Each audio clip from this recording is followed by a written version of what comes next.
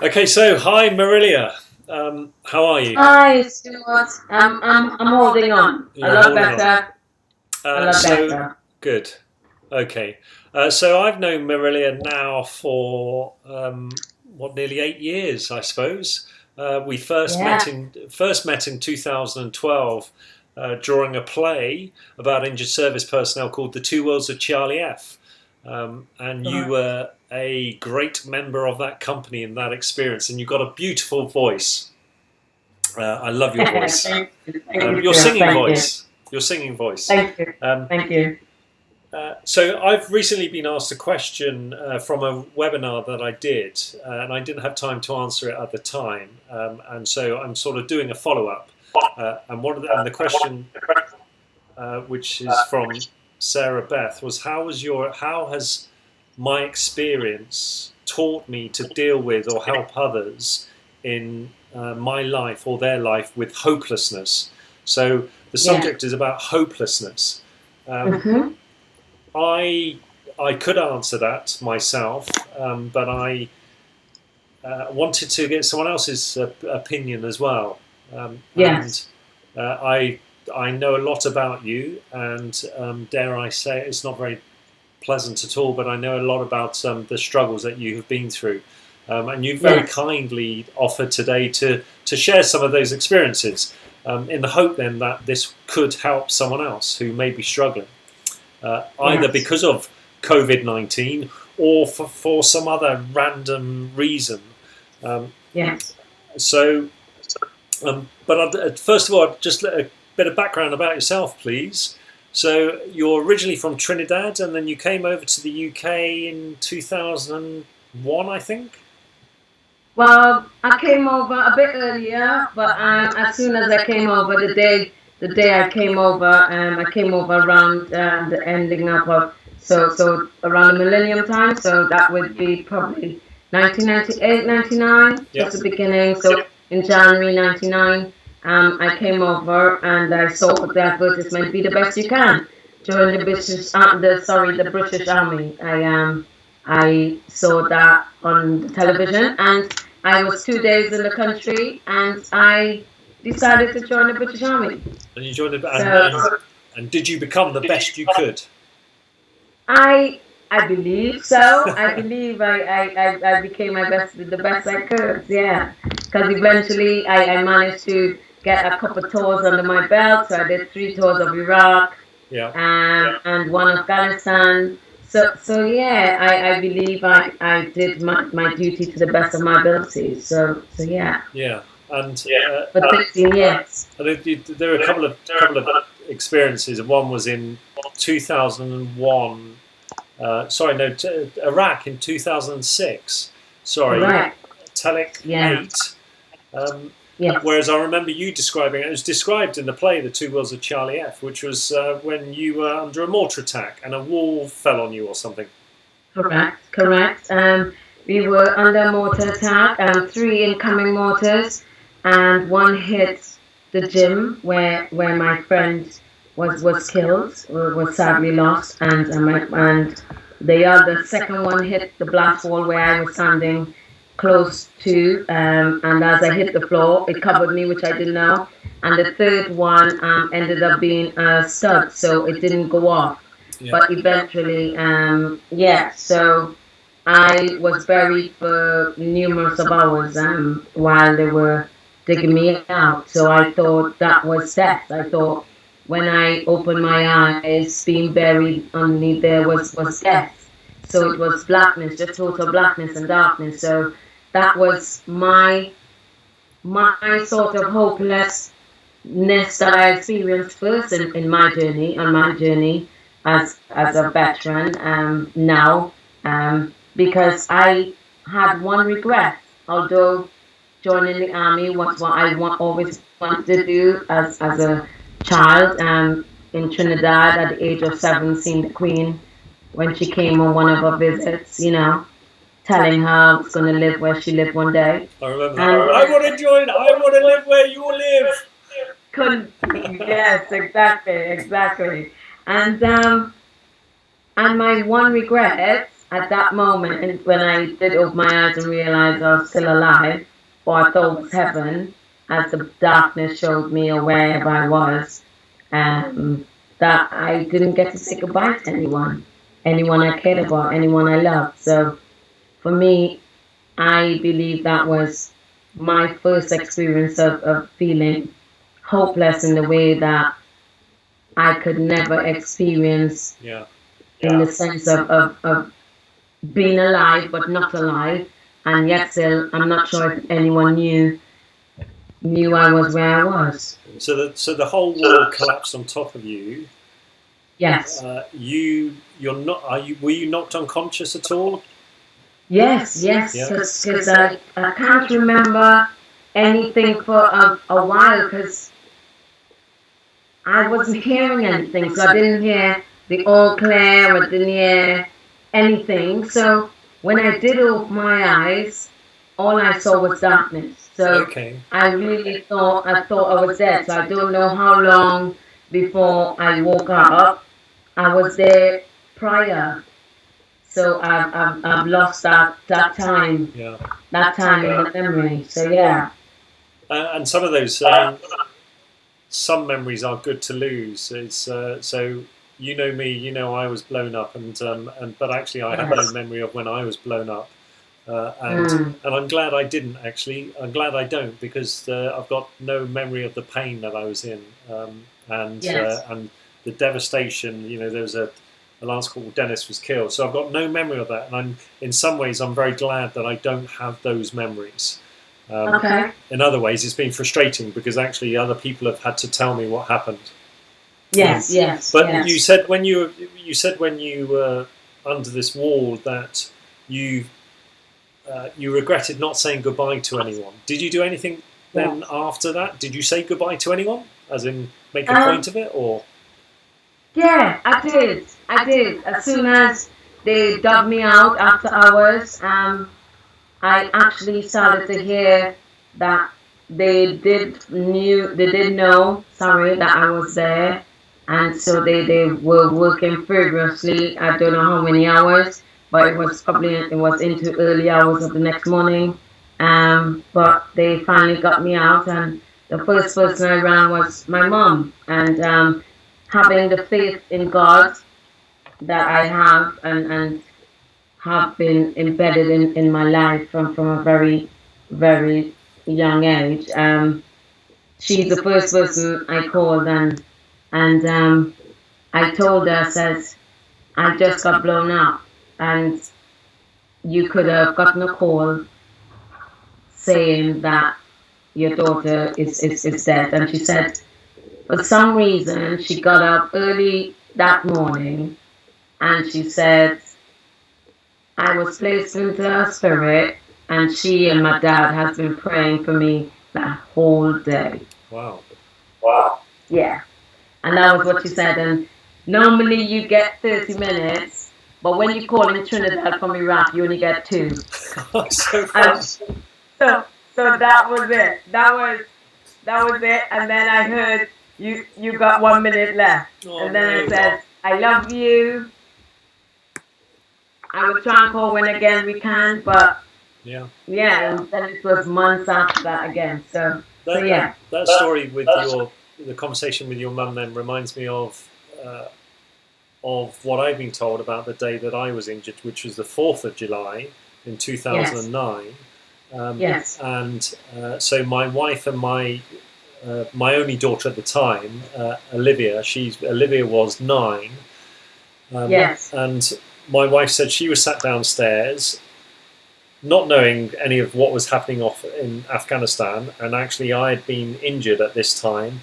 And Olivia apparently went downstairs and said to Melissa, my wife, said, I've been talking to the angels upstairs, Mummy, and they've told me that Daddy's going to be okay and you don't have to worry.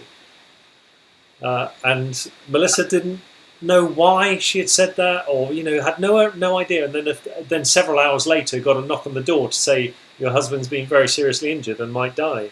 And it's incredible actually that Olivia said that, and why. Similar to your mum. She that was the only thing she had time to say. And that's when I heard, I've got 1 minute left. And in that 1 minute, I said, I love you. Tell Daddy I'm still here. And I've got 3 more months to go, but I'm still here. And she said, just try and just come back home. And then that was it. Beep, beep, beep. Yeah, That oh was it. dear. So I did get to say goodbye in the end of it. Yeah. And so then you had to continue serving out there for 3 months. Were you injured from that mortar attack? It was scratches and more mental health issues. But I only realized that years after, as in the last, when I lost my best friend, as you know, when we both lost Krabby. That's when I realized things were just stirring and buried in my head and my experience of everything together. So it Yeah. was so Krabby. I mean, Krabby was a friend of ours who was in the play as well in Yes. 2012, and very sadly he took his own life a few years ago. Yeah. But it was that experience, was it, that brought up Yeah. memories, fear maybe of what Yeah. happened to you? I think what's I actually, after years, I felt lost after I lost him, because I felt like we were on this journey together, Yeah. and he just left me hanging, and I had no one else there. Yeah. So I was in this place now by myself, in pain, with nobody left, and it's just me. And he's gone off in his own little way, Yeah. and just left me thinking I'll be okay, but no. Because I have nothing. you and Krabby you became very close, and you shared a lot. Correct. Yes. Yeah. I mean, Krabby it's a shock for anyone when anyone ever commits, kills himself. But Krabby in particular, were you at King's College for that poetry reading a few weeks before with Amanda Faber? I'm not sure if you were. Yes, I was. Yeah, and so I mean, Krabby. Then I remember having a chat with him, and he said actually his life has turned around, and he feels so hopeful. And he gave me a book, an anthology of his favourite poems, and wrote in there, something like Stuart, I love you, and you've been great to me. And then we know that something horrible happened, or something happened to him a few weeks later, which was a tipping point for him. And then we had that horrible news. And so, with regards to sort of hopelessness, yes, I felt hopeless at times after my injury, but it's hard what to say. I'm so glad I didn't get to the point where Krabby was. yes. And any chance of hope is just completely extinguished. Have you felt times of hopelessness?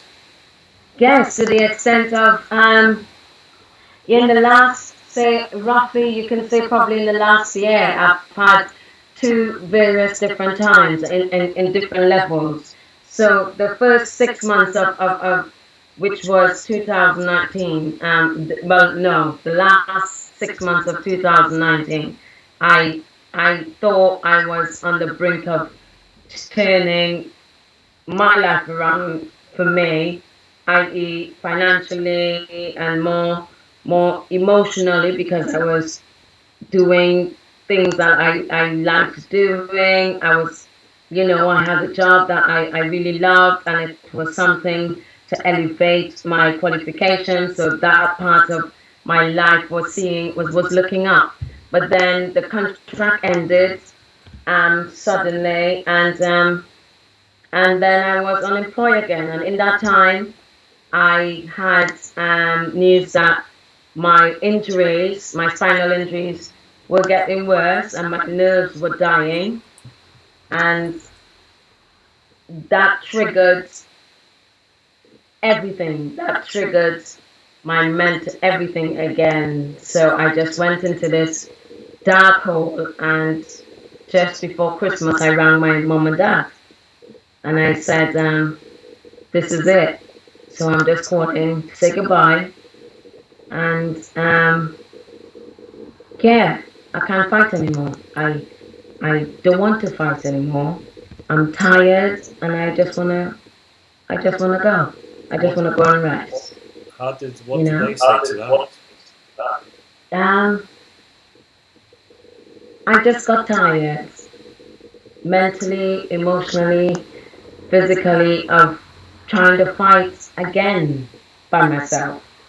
The pain, the meds. I might be having spinal surgery. I'll have to have another one. So that is coming up to the count of probably 8 now in the last 5 years. So it's like another one, and like I'm by myself. Somebody might have to come and help. It's like, and then unemployed, financially, you're thinking, oh, rent, how am I going to afford that? And then the struggles of being alone. Krabby is not here, so I can't call him. Yeah. I don't want to disturb anybody else. I'm like, everybody else out there, things to deal with, their stresses to deal with. And I'm thinking, you're supposed to be stronger. You're supposed to have more faith. You're supposed to be this strong person that everybody keeps saying, oh, Maurillia, you're so smart, so strong, you're so positive, you have this, you this smile, and you're always encouraging people, but yet still for me, I was alone in this race, and I just reached a point where I got tired, Stuart. I got tired of fighting again, and I didn't want to do it again. And with the fighting, I know you've struggled physically, and you are in a lot of pain, physical pain. You've struggled financially because there have been periods of time since you left the army and had to leave the army, medically discharged. With financially, you've struggled, and emotionally with that. What we haven't explained though is how you got to that position. So you were blown up in Iraq in 2006. But the key change to your life is what happened to you in, I think, 2010 with a car accident. Yeah, correct, with the accident. So we were preparing for a Peric 10 after my recce. Just before that, about a couple months before, then I got posted to Germany in Hamel. And while in training, getting ready to deploy in 2 weeks, I got in a massive road traffic accident, and it ruptured my whole left leg, which sort of kindled the pain and the anguish of what happened back in 2010, in Surrey 2006, and Iraq being buried, and that's when they had to realign and rebuild my whole left leg again. To at least make me a bit mobile as much as possible, which did work to some extent, but the nerves were too badly damaged that now, 10 years after, I'm still going through more surgeries than I've ever had since I left the army. So this surgery is probably, as I said, number 8 of trying to rectify all the issues that I've had since 2010. You've had to live with chronic pain since 2010. Correct. Is it? I don't mean just in your leg, but is it in your leg? Is it in your spine? I believe. Is that right? It's from the spine. Yes, it's from the bottom of the spine on the left side. So I don't want to be too graphic on the air, but it's the left side of your gluteus, gluteus is the left cheek, all the way down to my toes. So the whole of my left leg from the spine, and my left glute all the way down. And can you describe that pain and maybe what it prevents you from doing? How long? Of How course, often do you have this pain? the pain, I've had it from since 2011. It has never left. It just gradually got worse. So it feels like a grenade to all the listeners or the viewers who are viewing. A grenade is a pyrotechnic that goes off. It has a element inside that it goes off, and when you release, that's when it goes off. So it feels like if you drop it in a bottle of water, it just ignites and Explodes. goes everywhere and explodes. And thank you. And that's what it feels like. So it explodes from the bottom of my spine into my left glute, and it just explodes and goes all the way down, shooting like someone stabbing you constantly all the time. And this happens every single day. Every single day without fail. It doesn't have a time. It doesn't have a sort of routine that it only happens in the morning and I get released in the night. No, it happens every single day, all the time during the day, at various times during the day. So it just doesn't have a routine, and I don't know when. And it When it can happens. completely debilitate you, wipe you out. Because I remember, because not only did we meet each other in the Invictus, sorry, no, in the Tours of Charlie F, but we were in the Invictus Games Choir together as well with Gareth Malone. We were, I'm telling you, we definitely were, yeah. And you could sing and I couldn't, but that's a different story.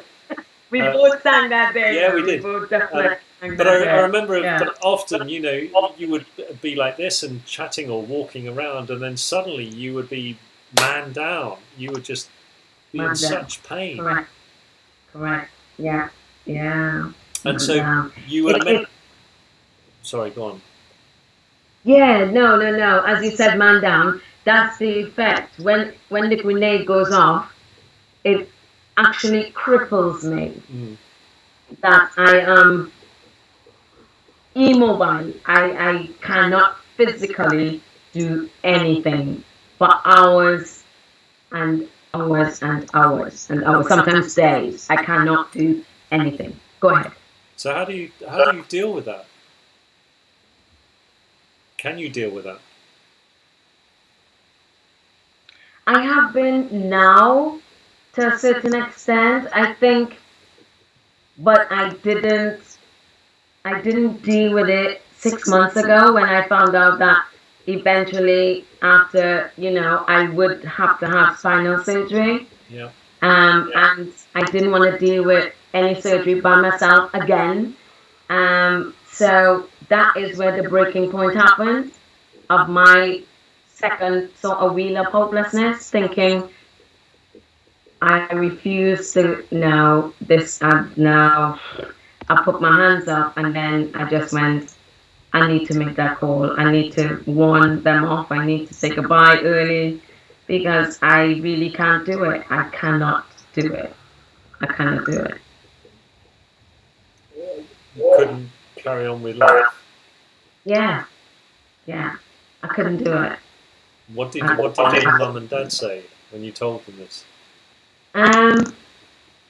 Daddy said, well, he answered the phone because Mom was resting at the time, and Dad said, I'm not accepting it, but if you want to tell your mother, you go ahead. I said, no, I'm telling you and you can tell her. And he went, no, I'm not telling her. He's leaving it for me to do. But then, again, coming back to faith, he refused to accept it, and straight away he started to pray for me, to ask God to strengthen my physical ability to focus and to hold on, because this is not the end.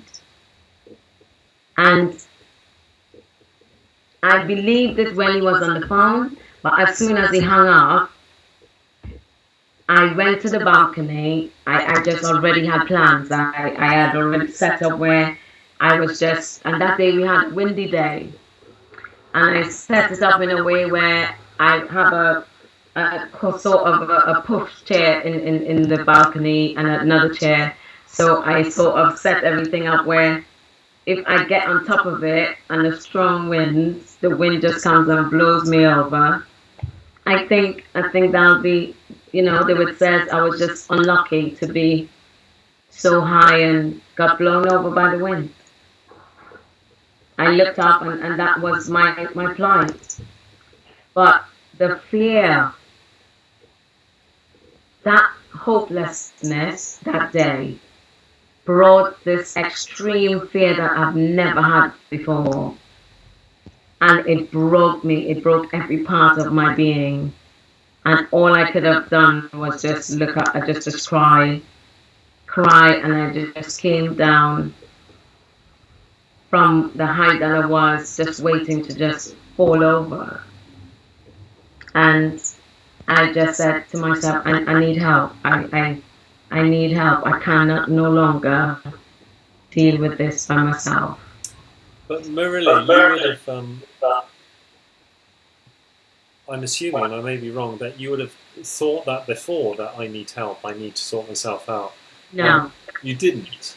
No. So you let yourself get to this point. You hid it from everyone, did you? Yeah, I did. Because I'm the type of person who don't like to be a burden or think that why should I change the sort of the thoughts of what people think Maurillia is or Simi is. Because their envision of me is that I'm strong, I'm bubbly, I'm happy, I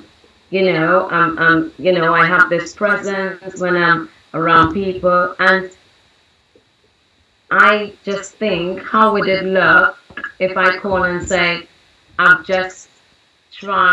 reached a point where I just literally was about to allow myself to fall over my balcony because I just wanted to die. Okay, I mean, how do you think people would have thought of you? Why did that stop you from telling people the truth about how you're feeling? Because that's me changing their concept as well as being a burden. Then they're going to start to worry. They're going to probably call more or take time from looking after what they have to look after and their troubles or their, to ring to see how I'm going. So I chose not to be that sort of point of, being a headline, if you know what I mean. Yeah. And so who did you reach out to? You said you reached out, you asked for help. Who did you go to? Yeah, I met a friend, and he works in he's a sort of assistant person who works at RFEA, charity for veterans who his name is Sunny, and and he told me about TILs, and I reached out to them, and they gave me a number, and they recently got in touch after the crisis. Obviously, it took some time, but eventually we got together, and we've started to sort of try and prevent those dark moments and dark places of hopelessness coming back to the front of my mental capacity of zoning just on that and not on myself and what I've achieved. Yeah. So I mean, so hopelessness is when one description of it is when one feels as if there is nothing worth to live for, that life is impossible. It's impossible to change, and nothing will get better. Yes. Hopelessness. There is no hope in your life. Yes. Nothing to look forward to. Yes. So, how has talking to this charity, has it given you any hope? Then what has changed in you? The change in me it has allowed me to focus on Maurillia, which I've never done. I've never focused on Maurillia. I've never put Maurillia first. I've never sort of told Maurillia that she's okay. I've never done that. I've never been kind to Maurillia. I've never done it because I've always been satisfied with putting everyone else first, which makes Maurillia okay, which I thought was working. I thought that system was working for me over all my years. And now that things have switched around, that it's not worked, then I have to learn now. I have to learn to focus on Maurillia first and then everyone else. And that's what I've been starting to do. Okay, so I mean, you spent a lot of time focusing on other people and helping other people. Yes. And these other people, your friends, and I include myself in that. We say Yes. things. We think you're a great person. You're a great, bubbly personality. You're so considerate and compassionate to others. You've got a beautiful voice. Almost everything is positive about you. But you're saying you didn't believe any of that. Correct. Because it was like, well, if you say so. Because I never appreciated Maurillia being what you saw, using you as a perfect example, because you are one of those people who have told me that I am a beautiful person, I have a beautiful character, I have a beautiful voice, I'm so, you're strong, you can do things, you're stronger than you think, you have a very bubbly character, you're so considerate, you're so loving. You're so general, genuine personality, and I never saw Maurillia like that. So everything you said I never saw Maurillia being that. So you didn't believe me? No, I did believe you because you said it. Okay, I know. I'm joking. I'm sorry. I know, but I never said this to Maurillia. To actually you said it, then I'll just say, oh well, thank you. No, I didn't accept it as a thank you because I believed it. I think it's an incredibly important aspect of dealing with life is actually accepting yourself and dealing with yourself and looking at yourself and being compassionate to yourself first before anyone else. Because actually, you can, if you let it go, if you stop believing and stop thinking about yourself, then you can deteriorate, and it's so much harder to get out. But I mean, I went through a period of time after my injury where I used to describe it as my part in my life is shit.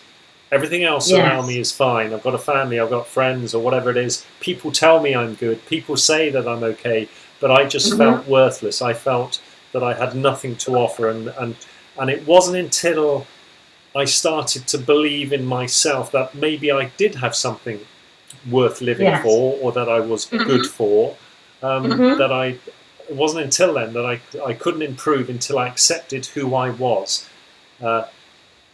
my faults, my weaknesses, but also then my strengths. Yes. I think that's where I am now. Probably hearing, because I've only done a couple of sessions in the last 3-4 weeks, and I'm now hearing that is exactly what I have to start to do in order for me to maintain the positive thoughts before I could actually help my dark places. Yeah. From keep getting lighter and lighter and lighter until they turn from being dark places to light places. And I have to learn how to appreciate Maurillia, say positive things about Maurillia, look in the mirror at least once a day and say, Maurillia is beautiful. Maurillia does have a good voice. Maurillia can sing. Maurillia, you are beautiful and you have a fantastic, gorgeous voice. One of the best I've heard in the whole world. Right, so take that, hold on to that, put that in your brain, keep hold of it. Yeah. That is a positive thing. But, you know, you have had... I accept everything you've said. I accept how you felt about yourself and how you felt about the world. And I'm never going to underestimate the amount of pain, physical pain you've been in. But I would also say that there have been a lot of positives in your life. Yes, yes, it has. It has been. But again, those positives, I always felt that they were I just did it. It was never something that I achieved as a positive to say, Maurillia, you achieved this. No. I just said, oh, I was part of this. Okay. So now... So it didn't have any worth. It didn't have any worth to impact the dark moments where I felt proud of Maurillia. Okay. So you were in the Invictus Games in 2014 and you won a couple of medals. Yes, I did. Yes. How did you feel then about winning those medals then? And has your view of that changed now with this new, trying to have this new way of thinking? When I won those 2 medals, I did it for Maurillia because 2 years prior to that, I was in the Paralympics team for Great Britain, and I got selected as part of the reserve Paralympic team going into 2012. So when I won those medals, that was my Paralympics for Maurillia. So yes, I did say that was an achievement, but the feeling, the actual acceptance of Maurillia achieving that, it never sunk in. It never sunk in. So yes, I don't know how I managed how that happened. I think because of the thinking of myself. I still, at that moment, never appreciated Maurillia enough to hold on to that feeling of doing that for Maurillia. Yeah. But after it just said, I did it. Yeah, I did it. I did it. Is your view on yourself changing? It is changing. I'm working very hard on it. Sometimes it's really tough because of the pain and the meds. Because it's a constant reminder. Unfortunate. Well, I'll say, I don't know if it's, I'll have to say unfortunate, although I'm also working on saying that I'm glad to be alive. That is one of the things I have to keep working on saying to myself. So it's and I have to start saying as well, it's unfortunate that I am suffering with pain every single day, to different degrees every single day, and it hasn't stopped.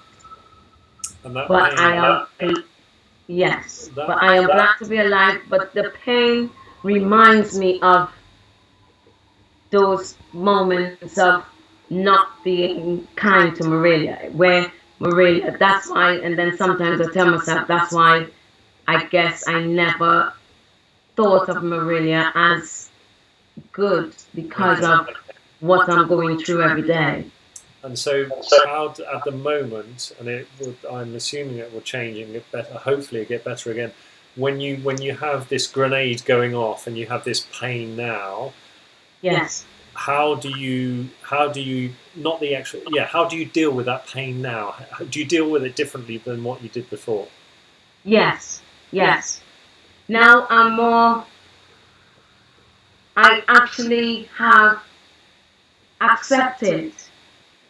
I'm getting to the, not totally yet, but I am getting to that place of acceptance that if this is what I have to go through every day, I have to find some way of coping other than the medications, or when I take my medication, when I get the serious, when I'm in so much pain and I am actually not able to do anything, I can find a way of still telling Maurillia, you are okay, you're going to be okay, and you are still beautiful despite what you're going through.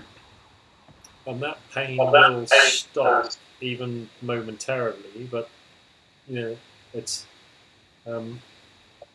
yeah, it's easy for me. It's easier for me to say here and to say, well, actually, yes, I accept what you just said because your pain will stop. It's not. Although it happens every single day, it doesn't happen 24 hours a day. So there is hope. There is a bit of respite to say, oh, actually, I know this pain is going to stop in a period of time. Acceptance, but you don't know when. Except we don't know when. Yeah, yeah, okay. And Yeah. The pain has been not only debilitating on your own physical health and your mental health, but also financially, because you were forced to, or you medically discharged from the army, and you've struggled to hold down work since, because I believe because of that pain. No, correct. Because I have tried to gain employment, try to change my styles in order to focus on something else other than just the pain and the meds and the way how things are physically and emotionally as well as mentally with me.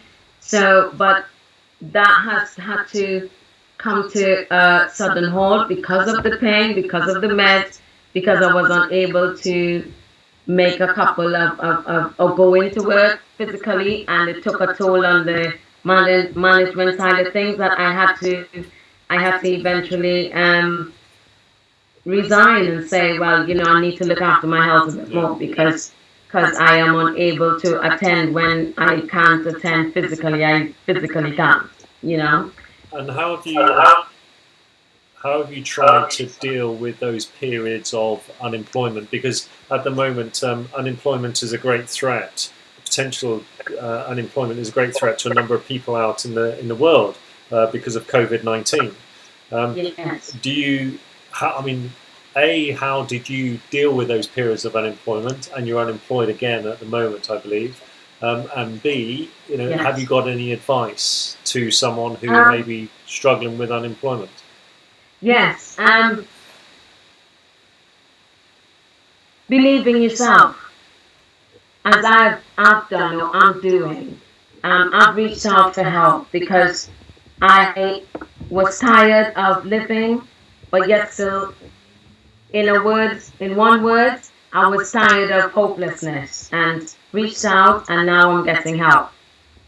Believe in whoever you are, that you do still have something to offer. It doesn't matter how old you are or how young you are.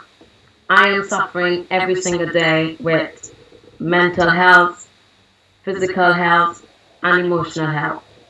But yet still, through this time, I decided through everything as I've reached out to put myself on a course. So now I'm doing an enhancement of career course I love communications, which I did in the army. So I'm doing cybersecurity course, something that I don't know anything about. Yeah. And I've thrown myself, as I said, in the middle of the ocean. And as a black woman from the Caribbean, yes, I cannot swim. But I've decided to embark on changing my stance and do something totally out of my comfort zone. So yes, I've challenged myself. Yes, I'm now starting to believe that Maurillia actually has something to offer, and Maurillia is glad to be alive. But my advice to you is do something out of the ordinary. When you think, Charlotte, if you think Charlotte needs to go and do a course, go and do a course. If Charlotte needs to just have a diary and write everything down that you've never done before, Charlotte, make a diary. Susan, if you think getting up every morning and you decide to focus more on your faith, so you decide to pray a bit more, do that.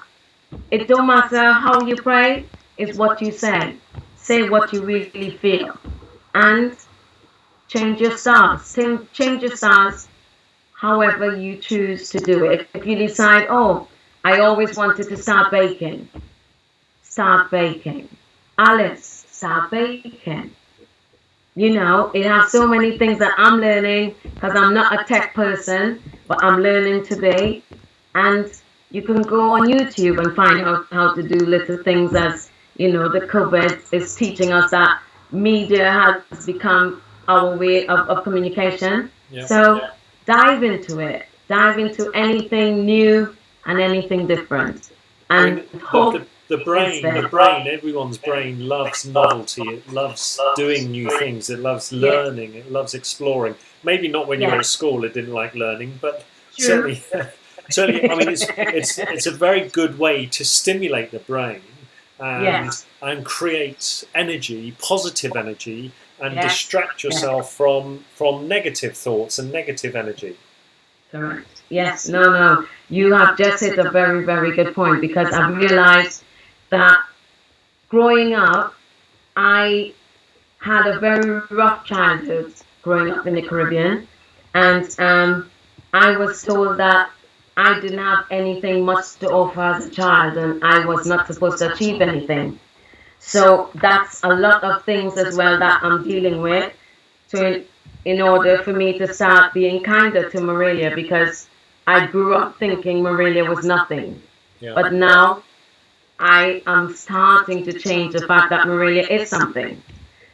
And I do have something to offer, and I'm alive, still here for a reason. I'm now starting to repeat that every day, despite the pain, despite not being able to walk or not being, being for days I can't do anything, but yet still, the hope of just saying those things every day to myself and knowing that I am still here for a reason, it changes the stars completely.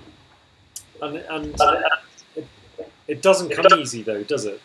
You have to put in a lot of effort into it, in the same way that you individually we put a lot of effort into negativity and into depression or whatever it is. You have to put a lot of effort into trying to improve your own mindset, trying to improve your positivity and your outlook on life.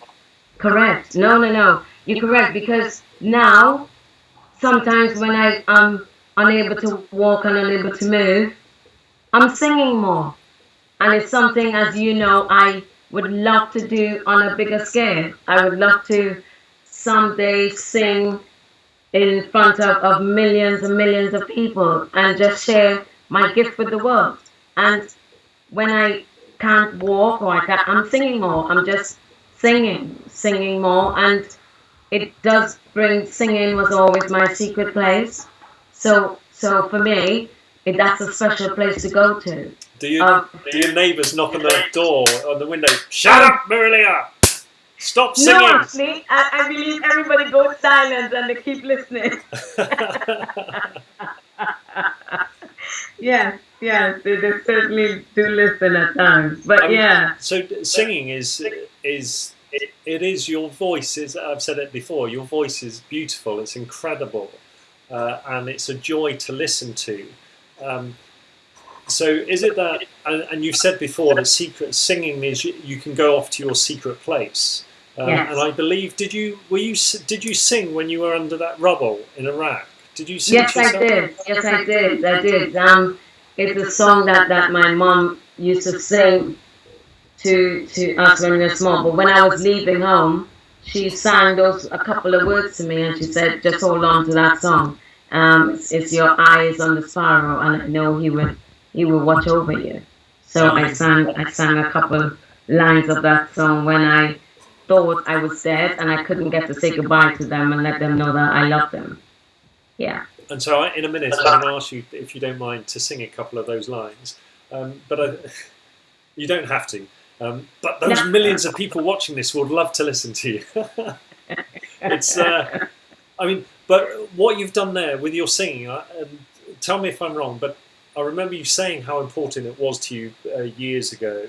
And it was something that you held on to, something you felt good about yourself, something that you could do, that you were proud of. And maybe that you forgot about that. And you're actually you're bringing that back into your life. And I think that's a very important thing, is to actually find some technique, find something. So when you do have painful moments, whether they're emotional painful moments or physical or whatever it is, that you find some sort of positive distraction, but rather than make up something you don't really believe in, like, no, I can't think of it. I'm really good looking. No, that's a bad song. I'm going to edit this bit and delete this. Good. But it's finding something you're good at and saying to yourself, actually, yes, I am good. Yes, I can do this. And start to feel good about yourself, even if it's only for a few seconds. But that makes a change. It does. No, you're absolutely right, Stuart. It does tilt you over a bit, because when I reached out and I realized that the first thing,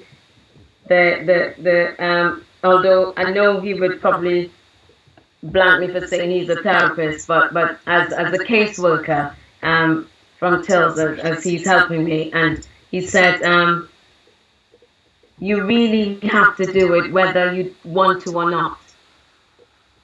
So whether or not you are in your dark place, if that one moment you think of how beautiful you are or what you have achieved and where you are in your life, he said that makes a difference. If himself is for a second that your mind goes in a positive place, he said, that is breaking barriers, whether you think it is or not.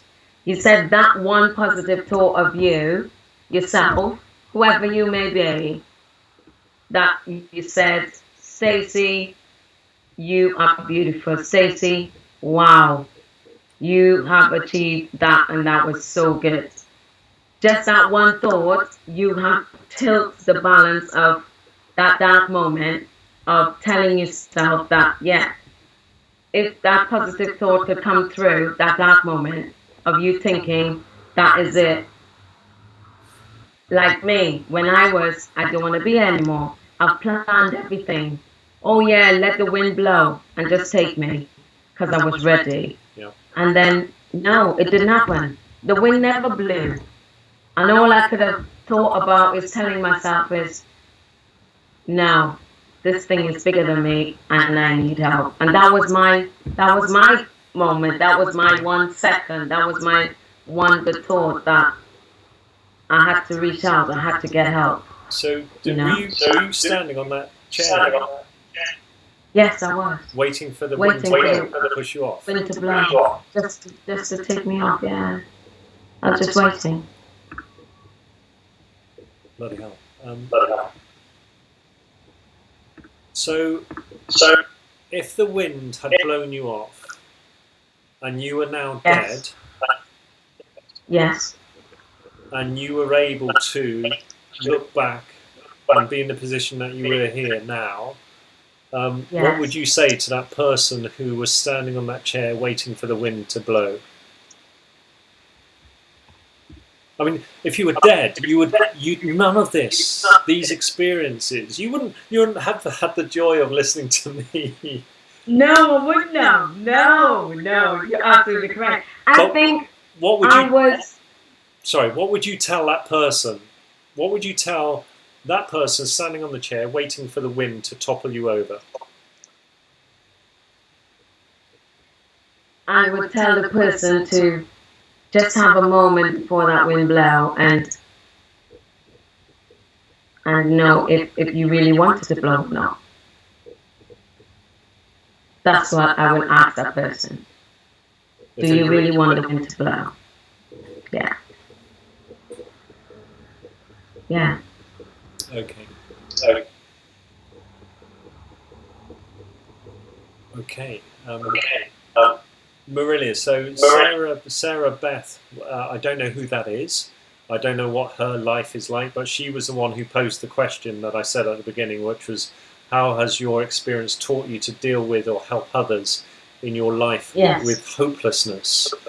Yes. I'm aware I've used up a lot of your time. Do you have any final bits of advice for Sarah Beth and on the topic of hopelessness?